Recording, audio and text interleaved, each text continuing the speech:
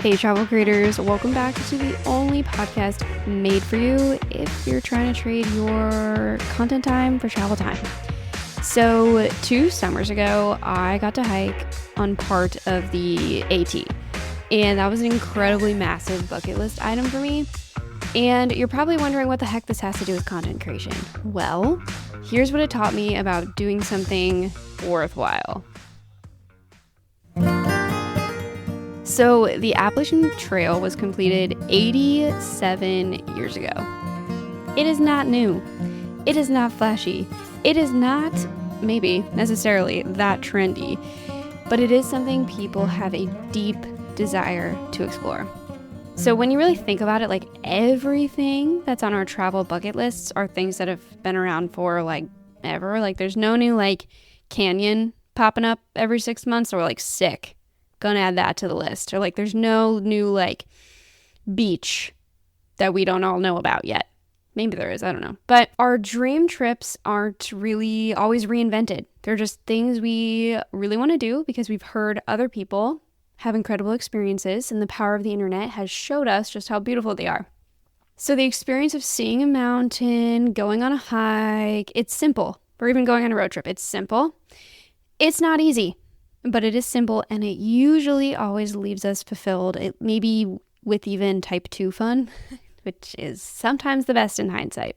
But part of what makes the AT special is that so many people have done it before. It is iconic. There's no need for every hiker who sets out on the AT to forge a new path, because what currently exists on the AT, that path, it works.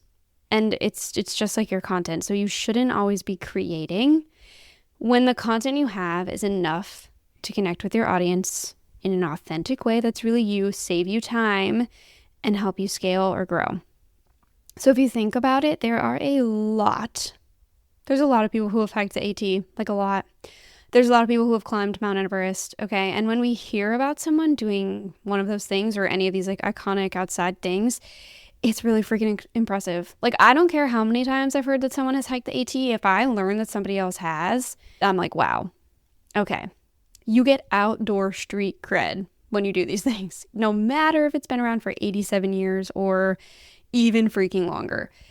But like, why don't we get the same praise and amazement when we jump on a trend in our content? Like, why is it so cool to do something that so many people have done before in real life, but as soon as we do something that so many people have done before in our content, it doesn't give you that same like lifelong street cred?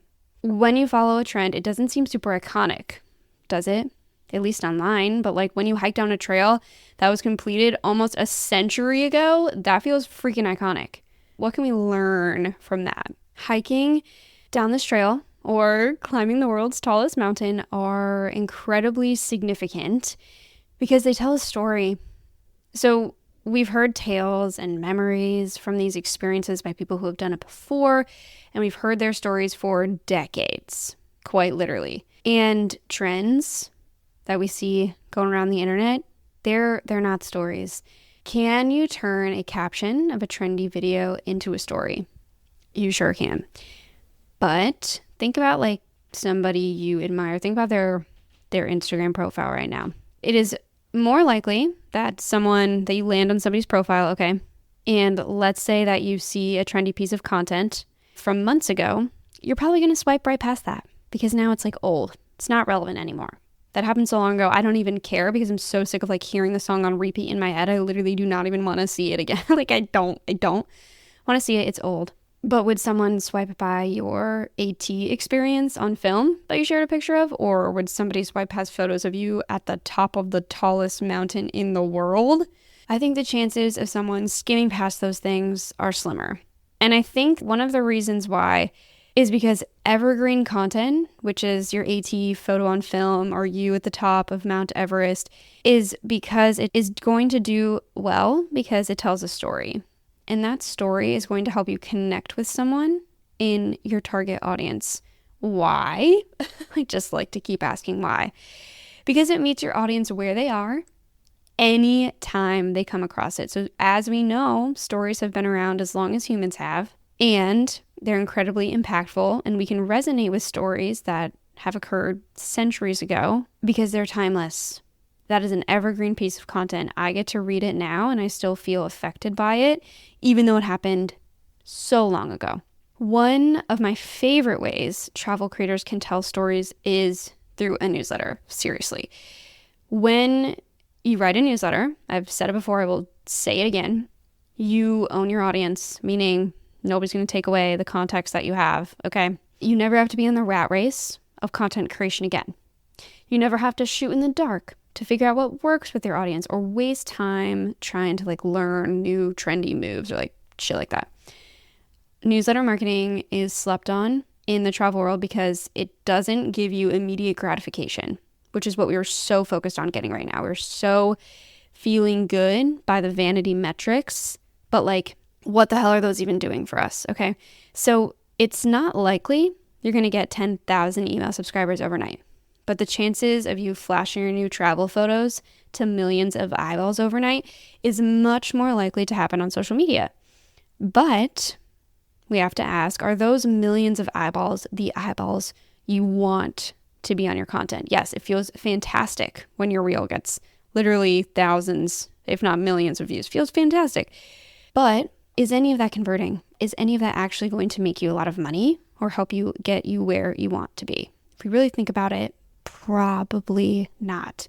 Is it going to give you some of the credit that when people look at your profile and they're like, oh, cool, she has this many followers or this thousands of views? Yes, because people are so caught up in the vanity metrics. But it's not as a long-term impactful, or it doesn't matter in the long term that much.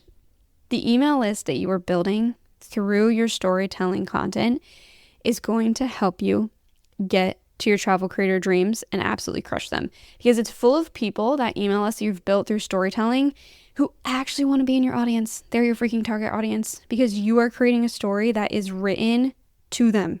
It is so specific to them. Unlike a trend where if I hear that song one more time, I'm going to lose my mind, But if you create a interesting visual with an incredible story attached to it, bam, there you go. I always have linked in my show notes a free newsletter template that is specifically designed for travel creators to use. And you can seriously start a newsletter today. I also have other resources in my podcast on how to do that in just a few hours. You can get that newsletter out in the world and start getting those subscribers.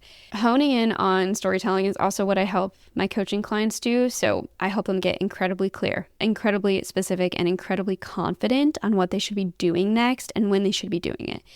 And if you want to feel even more clear and confident on your creator journey, coaching just feels like a natural next step. It's a fantastic way because you get to pick my brain. Okay. Imagine this entire podcast episode, but it's tailored to you. How freaking cool and helpful would that be? So if you want in on coaching, you can schedule a call on my calendar, which is also linked in the show notes, or send me a DM on Instagram at Travel Content Writing to connect with me. So from this whole Appalachian Trail climbing Mount Everest story, before you create any content, ask yourself, is this a piece of content that is really going to move the needle for me? Or is this a piece of content that's just going to get me the vanity metrics that aren't really helping me achieve that next step? Happy creating, friends. I would love to know what you think of this episode. Shoot me a DM on Instagram, and I can send you a few photos of my time on the Appalachian Trail on film. I'll see you soon.